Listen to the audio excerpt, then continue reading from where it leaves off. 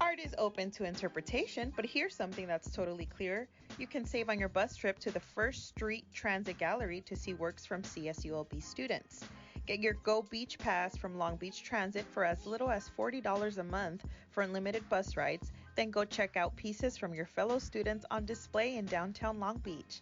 Great value and great art, it's as easy to understand as that. For more information on the Go Beach Pass from Long Beach Transit, visit ridelbt.com/students.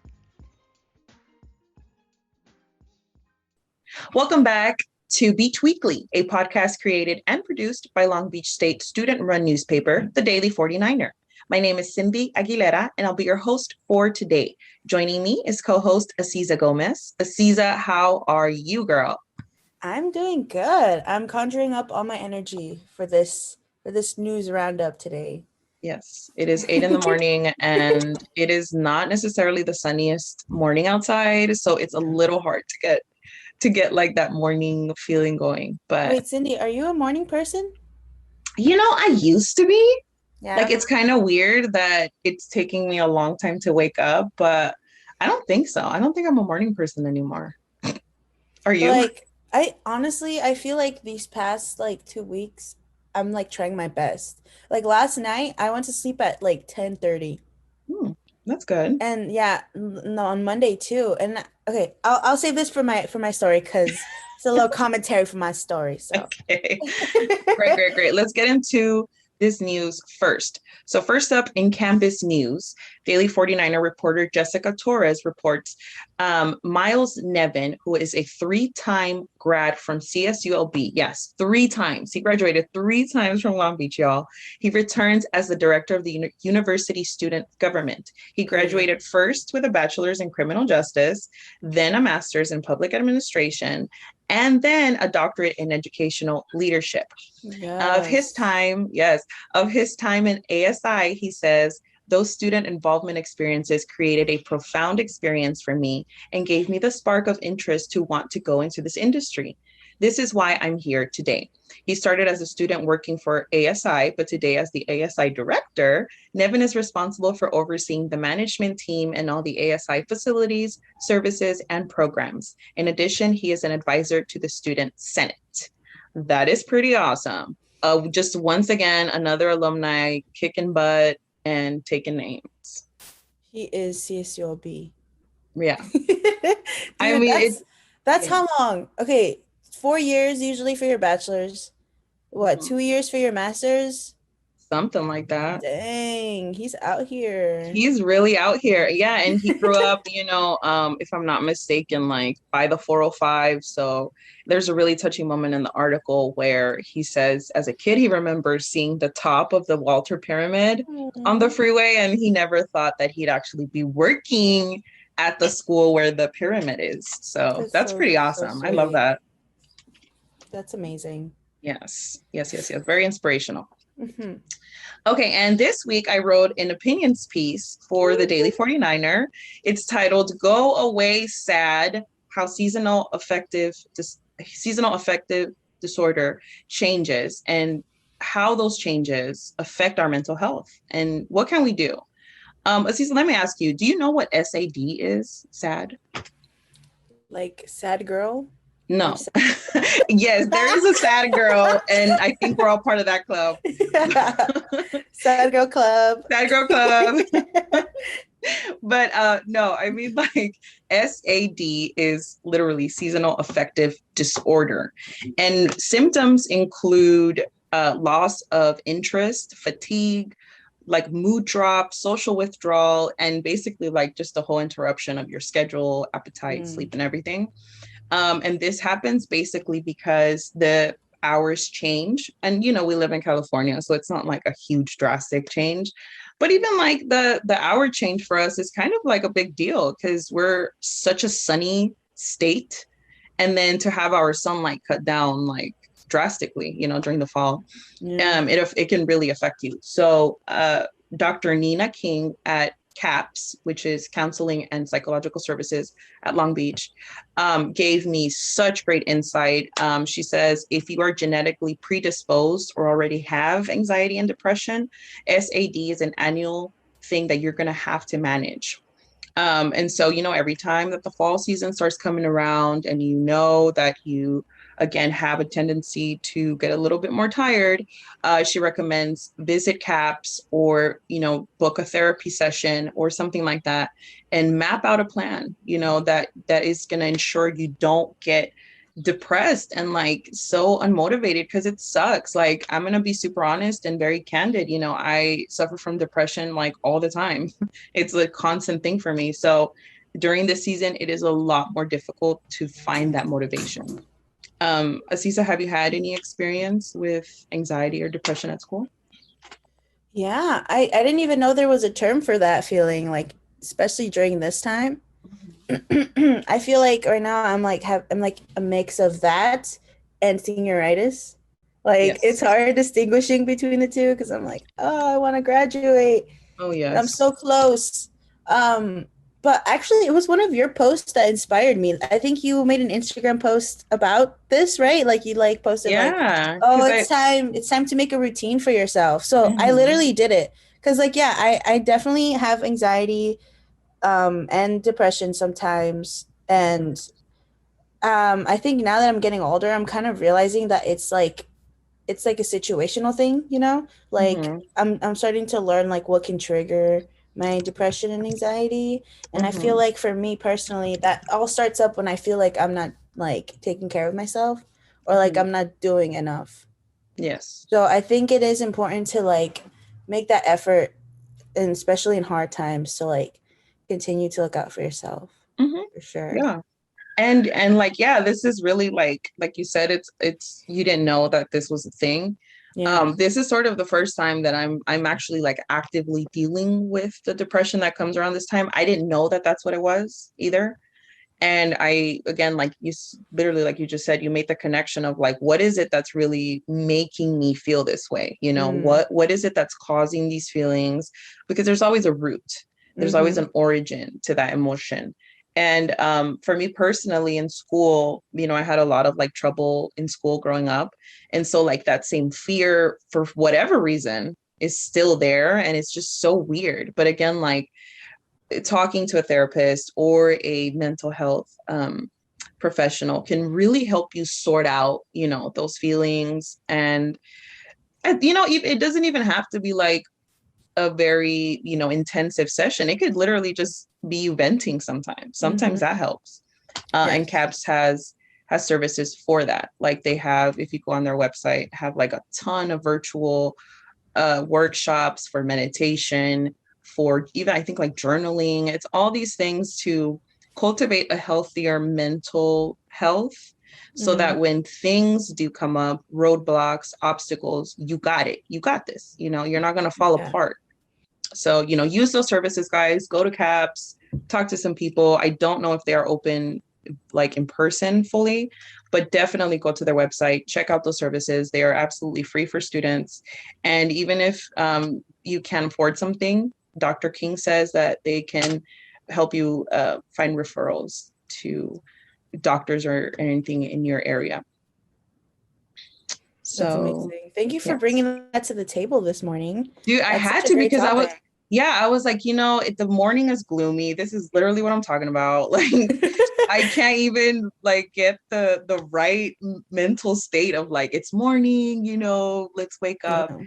And so I totally get it. When people, stop showing up to school or Yeah. don't feel the interest to show up anymore. I get it. Me too. Yeah. I feel y'all. All I right, feel Aziza. us. I feel us. Yeah. Absolutely. That's what this podcast is about, y'all. We want you to be seen and to feel heard, and that you are not going through it alone. Like, students go through the same stuff at the same time. We just don't tell each other. Mm-hmm. All right. So true. Okay. Aziza, what you got in news this week? So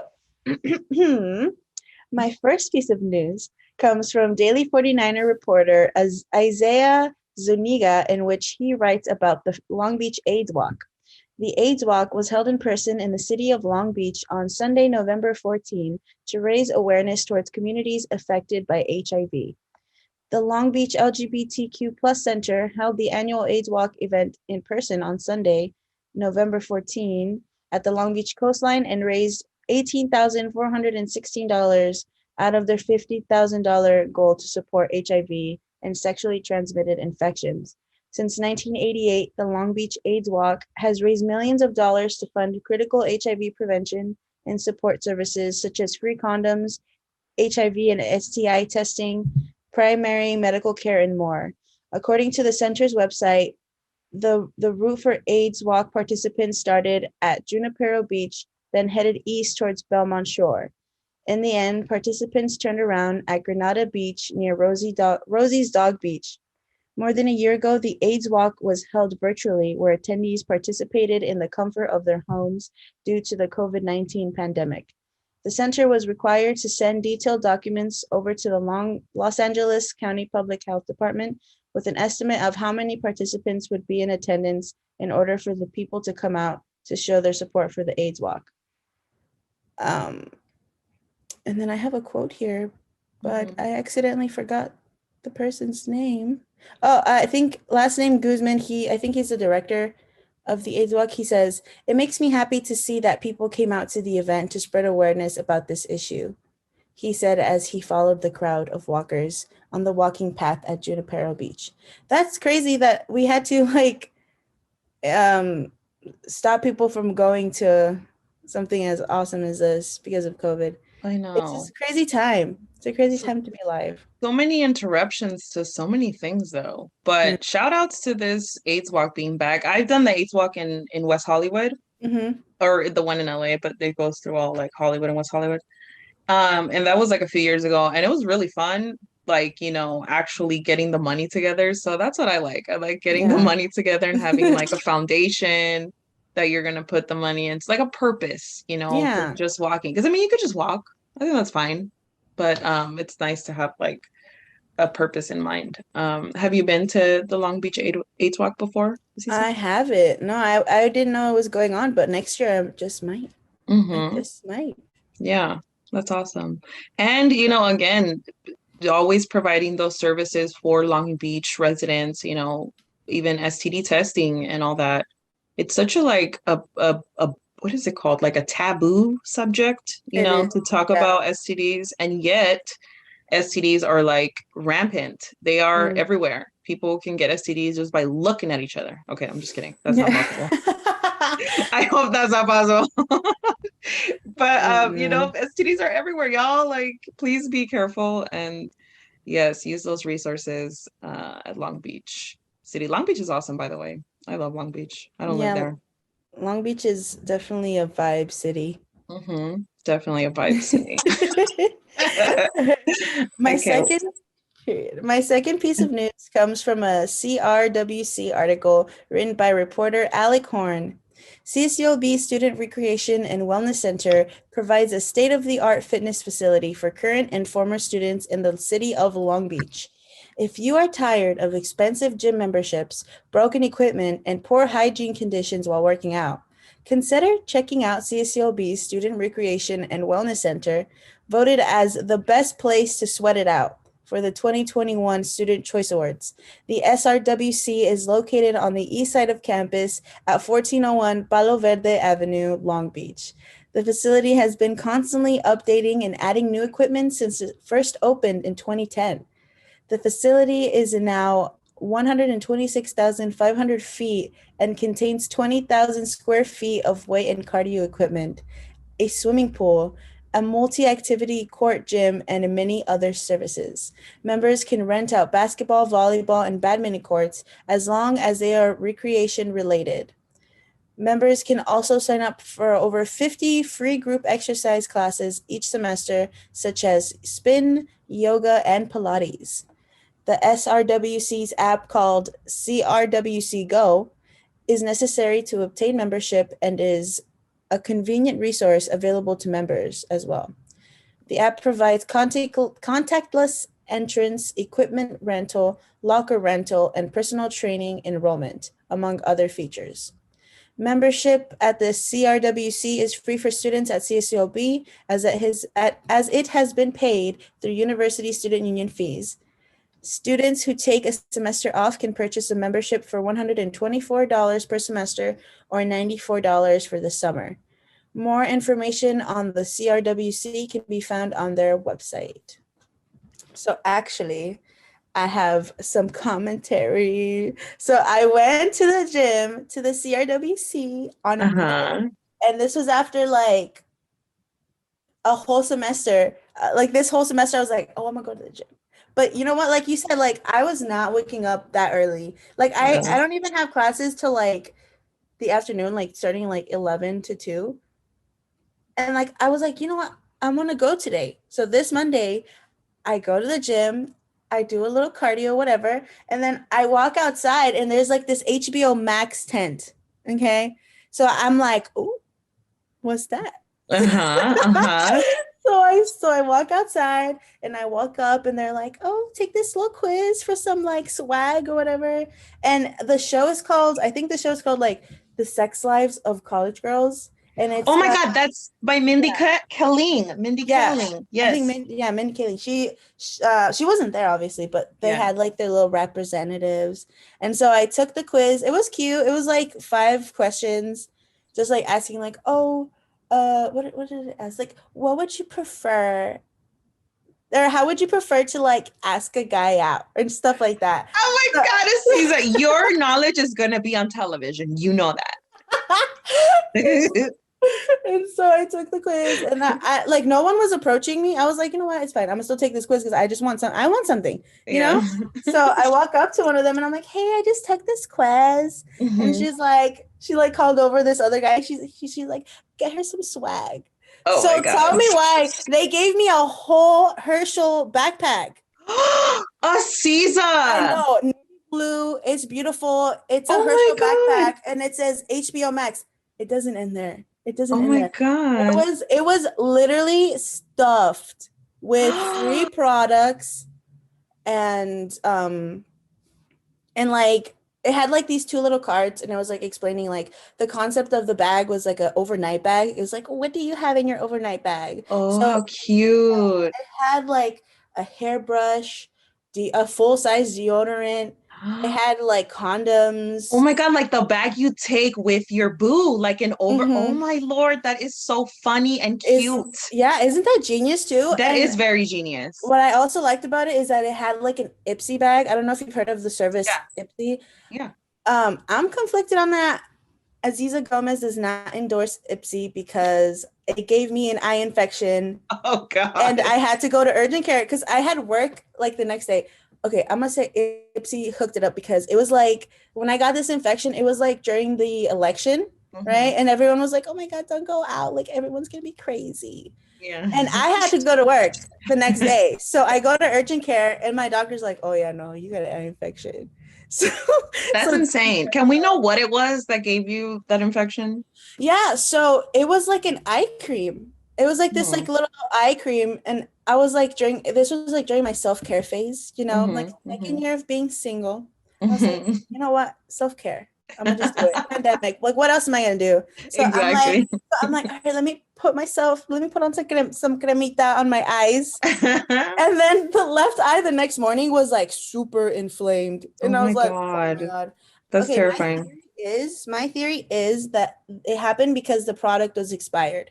A lot of the products that I got in that bag that month, they tasted stale, like the lip glosses or whatever. They tasted stale, and I think it's because they keep them up in the warehouse because they're just like little trial size things. So I feel like they keep them in the warehouse and they give it to you, and then by the time that someone like me actually like opens these products when I get them, after that I was like not canceling my trial. Like I don't want to do this, but there was 3 bags. So it was the Herschel bag, and then there was this like little blue bag in there, and then there was another bag, and then there was the Ipsy bag. Wow, you got lucky, dude. Honestly, like, lesson of the story though, always walk up to booths because you never know what you're gonna get. And it's always awesome to get free stuff as college students. Like, who doesn't like free stuff? Literally. I was like, oh my God, like I am that college student. I am that college student freeloading. Mark it to me. Mark it to me. Give it to me because this is the audience that you need. Absolutely. Listen, I will always walk up to a booth like, hey, what's up, guys? What are you guys doing? You guys giving it free? You're giving away some stuff. What do I got to sign? Listen, I've gotten $25 gift cards. You know, let me just tell you. Yeah. This is how much I walk up to booths, okay? I walked up to a booth. It just kind of looked like it was popping. So I was like, hey, what's up? What's going on? They gave me a $25 gift card. The other day, it was freezing on campus. Ooh. And I went and bought myself a CSULB hoodie. You know, you want to know how much I paid after my gift card? How much?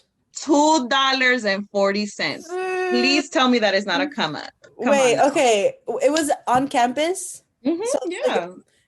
That's on marketing. They said, if we give people these gift cards, they're going to buy at the student store. Yeah, I basically got a free sweater. But listen, I'm not that's one of the amazing moments that happened to me in this week. I was like, $2 for a sweater? Oh my Lord, that's amazing. Is it Christmas? For real. I know. Literally, I woke up this morning and I saw like I was on Instagram and one of the commercials was like for Fabletics. It was like Lizzo. She was like meditating and being all cute. And then they're like 80% off. Oh, say less. So I had to go on there. I bought two sweaters and 2 pairs of leggings before this call. Oh my God, I don't blame you. Those leggings are cute. And Lizzo's on it. Say less. Like for real. Lizzo is amazing. Like she looks good. I feel like I'm gonna look good. We're all gonna look good. Yeah. I'm not sponsored though. But you know what? If we're talking about it, you can throw a sponsorship this way. Honestly, yes. If anyone wants to sponsor me, let me know. Actually, I don't know. I don't want to get fired. We'll save that for later, but we're gonna throw the idea out there. If anyone wants to sponsor Aziza or me, manifesting a sponsorship. Yes. Okay. So my third story is about Long Beach. So it's Long Beach residents give back to the community beach cleanup. So marine cleanup attendees gathered at the Harbor Light Landing, a private dock near the Maya Hotel on Queensway Drive, to remove the large amounts of trash and debris left in the water.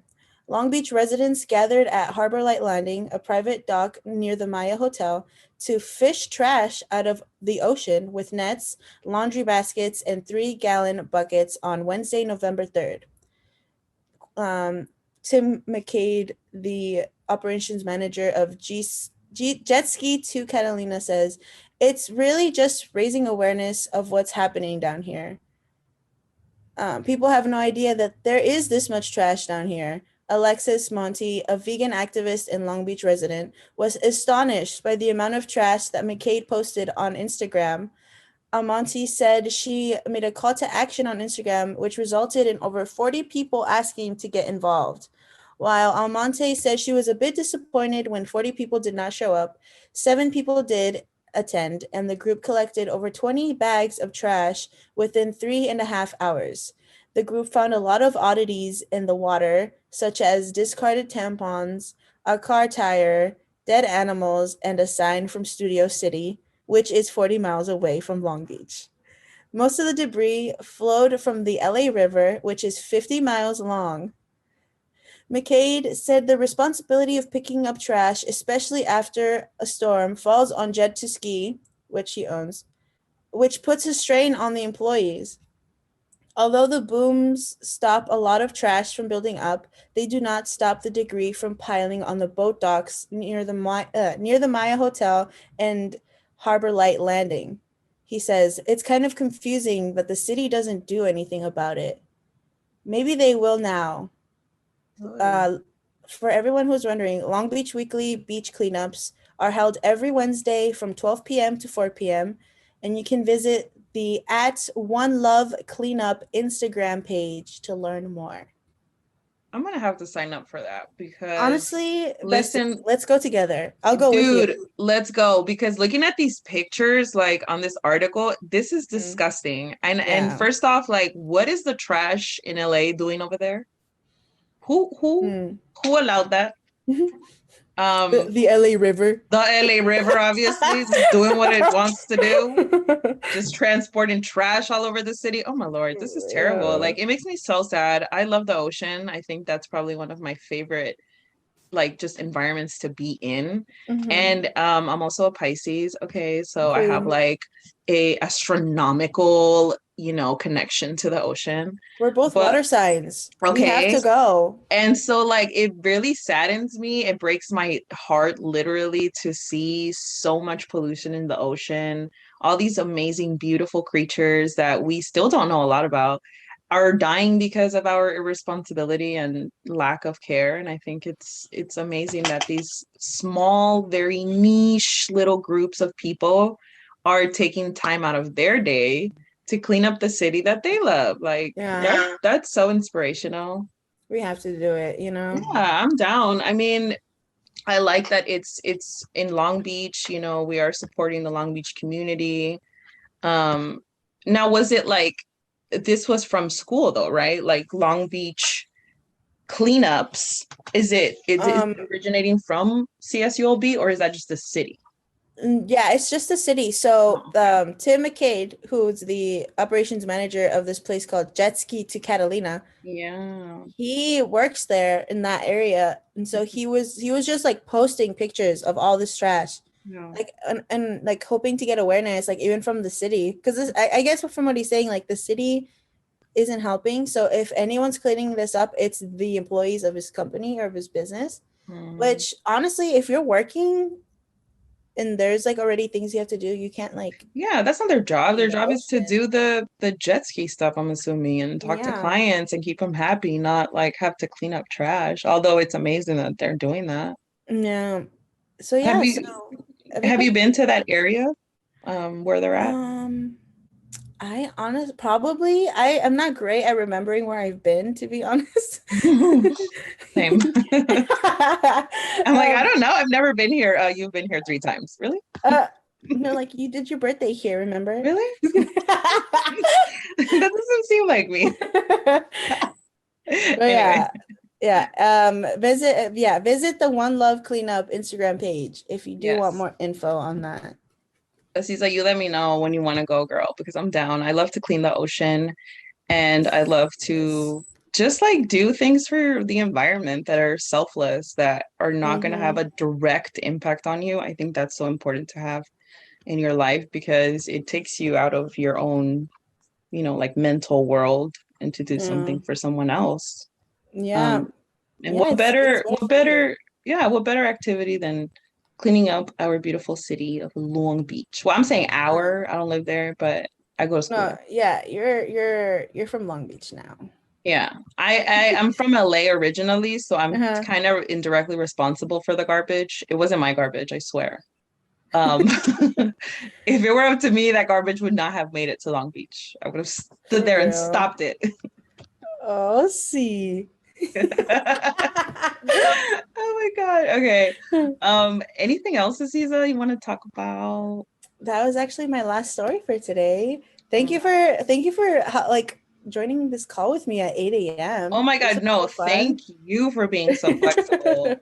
That's one of the amazing things about doing the podcast is that we can really be flexible with recording and things like that. And it's very important to deliver these news because first off, like we don't have breaking news, like super, super crazy news stories, but I just want to encourage everyone to go to the Daily 49er because there is so many stories right now that you can read. We didn't even talk about that are really, really like informational. That's not the word. Informative. Informative, yes, queen. And so I encourage you to go to Daily 49er, read more about the stories you heard today and so many others. Yeah, interact with your community. Yes, and get involved. We are in a very, very beautiful city. And I think like honoring that and respecting Long Beach is just something really nice that you can do to like love your community. And in a way, when you love your community, you love yourself. Period. All right, y'all. So that is it for this week.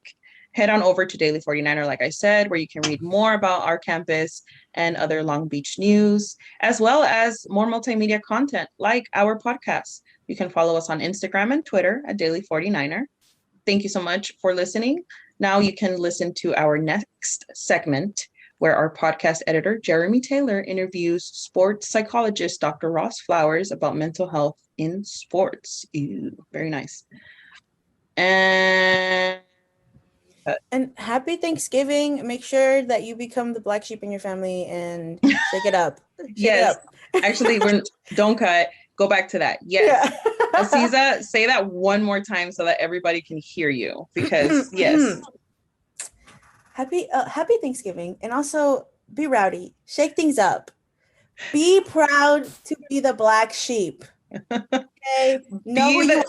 Be the chaotic family member in your family. Make the stories. And look, I already know what I'm going to say at my Thanksgiving dinner. Like, if you need an example. Yeah. So we tend to pray, right? Like over the dinner, like, hi, everyone, blah, blah, blah. Thanks for this food and stuff. Yeah, and in the middle of it, I'm going to be like, when it's my turn, I'll be like, okay, so now everybody's going to listen. Okay. Yes. First and foremost, this is what I'm going to say. First and foremost, Native Americans of this land do not celebrate this holiday because this was really the beginning of a genocide for them. So I just want to throw that out there, family members. We can Google this later on tonight. We're going to look at the tribes that lived in New Jersey because I'm going to go visit my family in New Jersey. We're going to look at the tribes that lived in the state of New Jersey before it was New Jersey. And we're going to have a little bit of a discussion about Native Americans and the significance of these terrible historic things that have happened to them. Yes. But everybody enjoy your dinner and have fun, okay? You'll be like, so directly under your seats, you will find my opinion article that I wrote for the Daily 49er. Boom. Accompanied with a Google slide. Oh, I have a whole PowerPoint. I'm going to make a whole PowerPoint. Yes. So number one terrible thing that happened to Native Americans because of European settlers. Here we go. This is an example. Oh, girl, I'm going to educate the fam. You should get one of those microphones, the little ones. The ones that go like hip over your ear. Yes. Like this. But yes, I encourage, absolutely, Aziza, I encourage everyone to not be like, a jerk. And we're not saying be a jerk. Don't instigate. But talk about these things. I encourage people to talk about Native American issues specifically during this time, because November is Native American Heritage Month, right? But so is every month. But more specifically, I think during November, there's like a lot more things that they deal with because they have to see Thanksgiving stuff, and it's not really for Native Americans because the whole story of Pilgrims and Native Americans like being besties when they met is a lie. We all know that now. So, keeping that history clear, making that aware, I think is a great start. And also look up the land you occupy today, wherever you are, Long Beach, LA, New Jersey, wherever, look up the land you occupy. You can do this online at native-la.ca. I think that's what it is.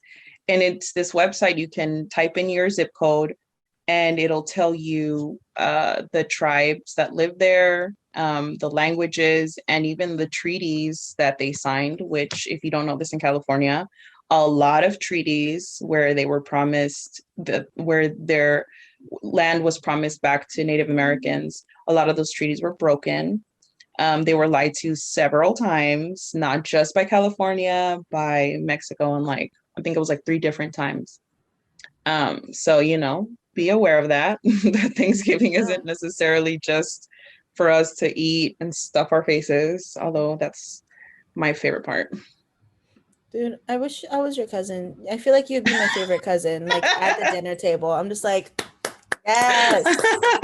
We're cousins in spirit. How about that?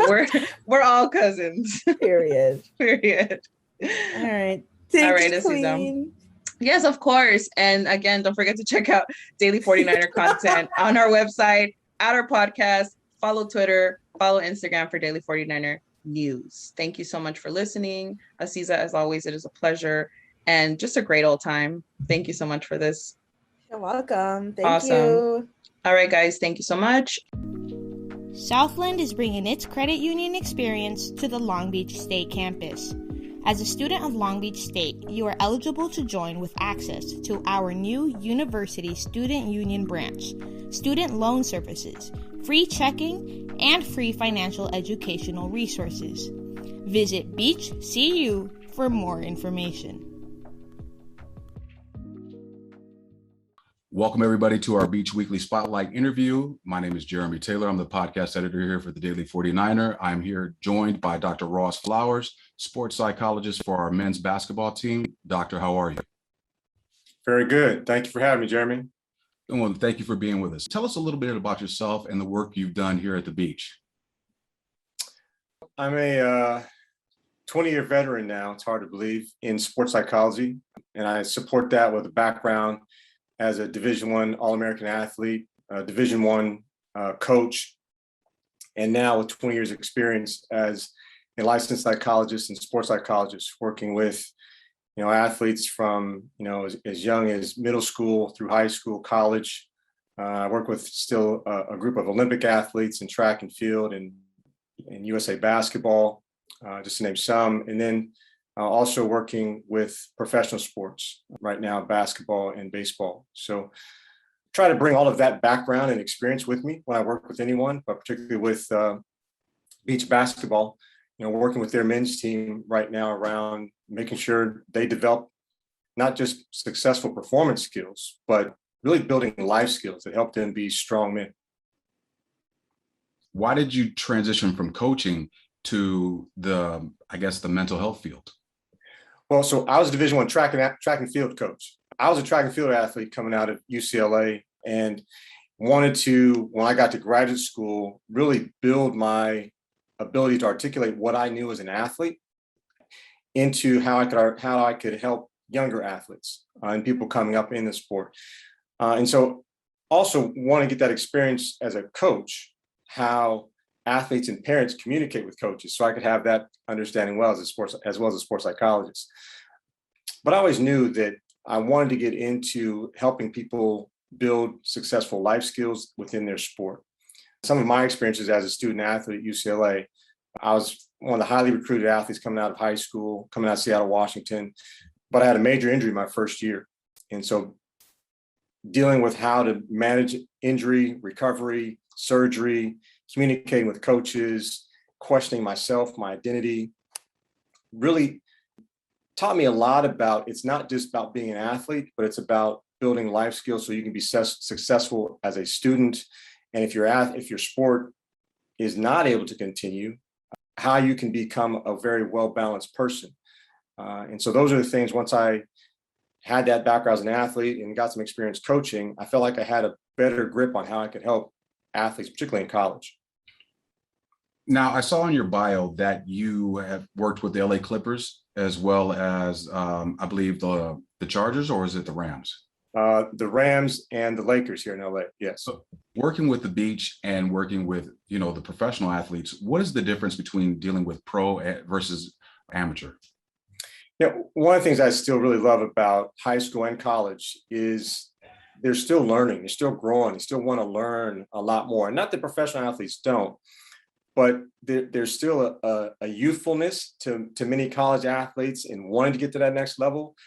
So they're willing to try everything that's on the shelf, including sports psychology, physiology, nutrition, really learning and understanding more about their mind and body and how they can be the best they possibly can in the hopes of getting to that next level of performance.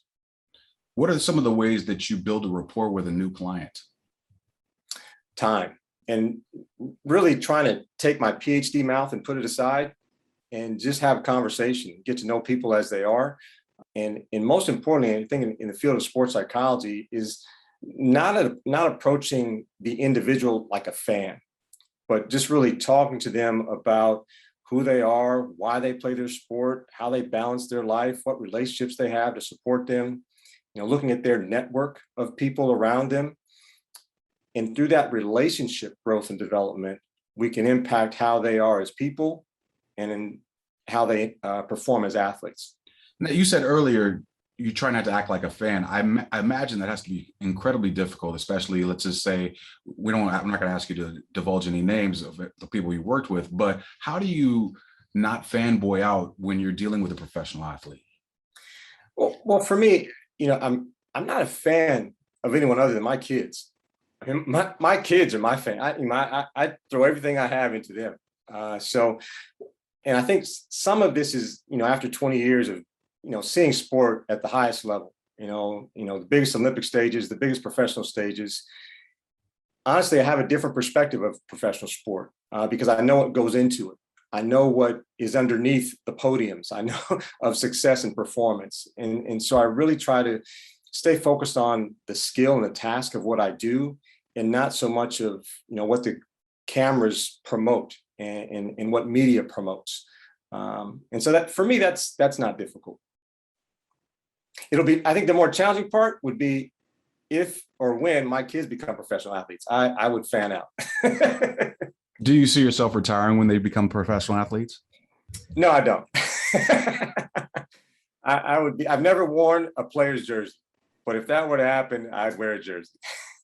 It's funny. I'm going to the Dallas Cowboys versus the Las Vegas Raiders game next week.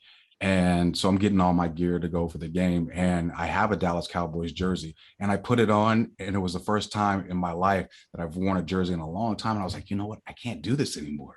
Like, it just doesn't feel right. I wear the t-shirts, I wear the jackets, but yeah, so I feel you on that one. With the advent of COVID and the restrictions that were implemented, some athletes weren't allowed to compete in their respective sports. Can you talk about how you helped them through that challenge? Yeah, it was tough. I mean, it still is. I can think of a number of examples of, high school athletes going to that college level and finding out as a freshman coming in that, the opportunities they thought they would get to perform in their sport just were not available because now they have returning, fifth and sixth year seniors. So an 18-year-old now competing for a position on a team with someone who's maybe 24, 25 years old. And so it's been very difficult for some on the performance side, getting their opportunity. But I think more importantly, just the mental and emotional side of being away from a huge part of their identity for maybe 9 to 10 months. And figuring out how to balance their interests, their passions, their motivation when they can't be around not just their sport, but their teammates and coaches and things that they've enjoyed for so long. And now being thrust back into it and trying to figure out, okay, how do I get back? And so, unfortunately, for some, they deal with some setbacks of injury because their bodies have not been challenged, or the demands haven't been placed on their bodies the same way. Now they're back in sport and being asked to perform, at high levels. And so some is dealing with injuries. And for some that try to continue their training through the, 16 or 18 months, however long it was for them to be out of their sport, depending on the sport, is a little bit of burnout because they've been training for so long and now their bodies are starting to wear down as it finally get the opportunity to compete. So a number of things to deal with there. But I think from my standpoint, it's really helping folks deal with the mental and emotional development of managing anxiety, managing possible depressive symptoms because they haven't been a part of their sport or around it in the same way. The socialism, how to maintain communication with teammates and coaches has also been a challenge. So trying to, again, look at those life skills and how we can help them develop so they can be successful people, if not successful athletes. You talked about managing the depression and anxiety of being away from the sport or being reintegrated back into the sport. What are some of the coping skills or some of the techniques you use to help them transition back? Well, again, it's getting back to their identity. Oftentimes when you're away from something you love so much, like your sport, you feel like your identity is shifting. If not, you're losing some of your identity. So reestablishing who they are, what their strengths are, what they know to be true about themselves. So they have a solid foundation of knowledge, awareness, comfort, if not security in their ability to go out and perform their strengths. And so with that, they can hopefully feel more confident as they return to their sport. They can feel more secure as they rebuild some of those lines of communication with teammates, players, coaches, training staff, support staff.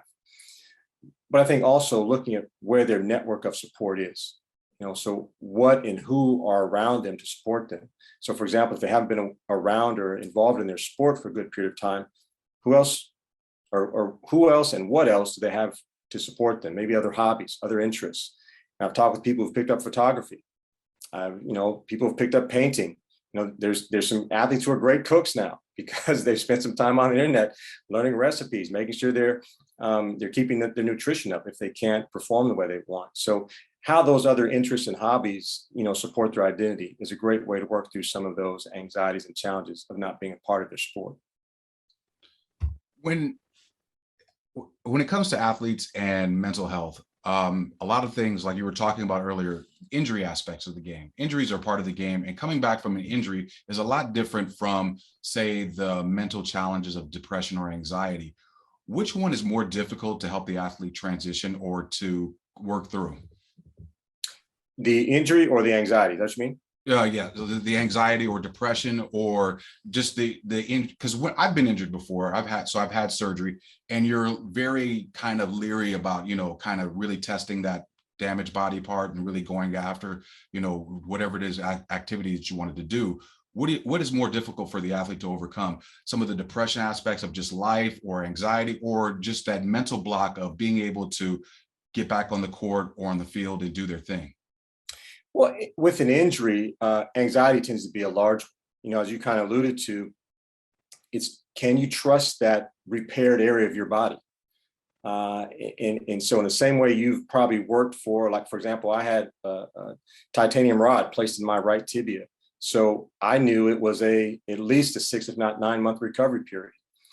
While I was recovering my body, a larger part of that rehab was recovering my psyche and my trust in myself, my knowledge that I could develop my body, but also I could go back and perform at a high level, particularly when there's a lot of questions around, can you actually go back and perform at a high level? Hopefully, like in my situation, I was told you're probably not gonna be able to come back and run hurdles again. We've never done this surgery on a track and field athlete at the collegiate level. So, you'll be lucky if you get to sprint again. Well, I took that as an opportunity, as a challenge, right? Someone telling you, no, you're probably not gonna be able to do it. Most high level athletes, they're competitive. So they're being told they can't do something. All right, I'm definitely gonna do it now. And so rebuilding your psyche along with rebuilding your body is a big part of that. And some of the anxieties that go into, am I ready? Asking some of those questions about, are you ready? Can you do it? Will you be as good? Can you be better? Who's gonna believe in you? All those questions can develop even greater anxiety. So trying to manage those questions and confirm your identity through not just your physical development, but your mental and emotional development. So again, going back to building, if not rebuilding, your identity around not just your physical performances, but your ability to communicate, your ability to see yourself as a strong, solid, confident individual. Those are aspects of managing the anxiety, if not some depressive symptoms. Athletes like Simone Biles, Calvin Ridley, and Naomi Osaka have been very open about their mental health struggles. Collegiate and professional sports are a pressure cooker for stress, and a mental health break makes sense. How do you differentiate between someone who is genuinely struggling versus someone who is trying to game the system? That's a great question. And I think people that are close to individuals or the individuals themselves, they know if they're saying, hey, you know what, I just need a break, I'm tired. So let me say I need a mental health break. Compared to others who are really struggling with, for example, the anxieties and pressures of media or the demands, expectations that are placed upon them when they're dealing with maybe a recovery from an injury or just a long season. And so there is a difference. And I think those individuals who are honest with themselves and have, great self-awareness will know when they need that mental break and that mental health break. And I'm glad to see and hear a lot of these individuals speaking up and saying they need that time to recover. The challenge is, what are they doing in that time off? Are they actually taking advantage of resources to support their mental health and wellness? So whether it's talking to a licensed professional or taking the rest recovery time they need and then actively engaging in rest and recovery, as opposed to, hey, I need a mental health break, and, for example, going and using a substance to recover. That's going to put them in a deeper hole. So I think actively using their rest recovery time and professional resources to support them is a great way to deal with those mental health needs. Why do you think athletes are so more open with their mental health struggles now than before? Because usually athletes were very guarded about just any kind of weakness getting out in the media. Now, and I'm not trying to say mental health is weakness, but you know, they're just very, very protective about their brand. Why do you think athletes are so more willing to discuss these challenges now? I think it's a number of reasons, but one important one, I believe, is we're finally breaking down this stigma of mental health as a weakness. Just like a strained hamstring, a torn rotator cuff, you know, back injury, it's a part of performance that needs to be addressed, just like your physical health, just like your nutrition, your biochemistry, your mental health and wellness is another area of our person that impacts performance. And so I'm glad to see that we're breaking down this stigma, particularly in diverse cultures, within our diverse backgrounds. People of color tend to really shy away from mental health and wellness. And so I'm glad to see, particularly through Olympic and professional sports, more people of color coming out and saying, this is an issue, this is a problem, and this is how I'm dealing with it and addressing it. So more people of diverse backgrounds will be open and willing to address their mental health. Recently, the Name, Image, and Likeness Act was passed in California. You essentially have kids like Bryce Young making six figures before they even turn pro. Do you feel like this act could be detrimental to young athletes' emotional growth? Great question. You and I probably see so much of our, younger generations now driven by social media. And I think if we look back when we were kids, it was probably our parents looking at, why are you playing Sega or Atari? Why do you waste your time on that stuff? It's not going to help you. So there's trends, of course, in our culture. But I think it's an opportunity now for these younger generations to take control of their identity and their brand, of course. And I love to see them get those opportunities. But I think there is a opportunity to be careful about how we promote name, image, and likeness before individual, if not performance development. And so throwing, for example, six-figure salaries at young folks before they've even proven their ability to compete or perform at a higher level, that's a marketing risk, right? So that's up for those businesses to decide how they want to do that, of course. I think for those of us who are trying to develop young individuals and their families around these opportunities, there's a big platform there. And there's a big platform, I think, for these young folks to find how they can market themselves in a positive way. Maybe even talking about how they're addressing mental health and wellness, how they're addressing their physical and personal growth and development, what they're doing in their communities.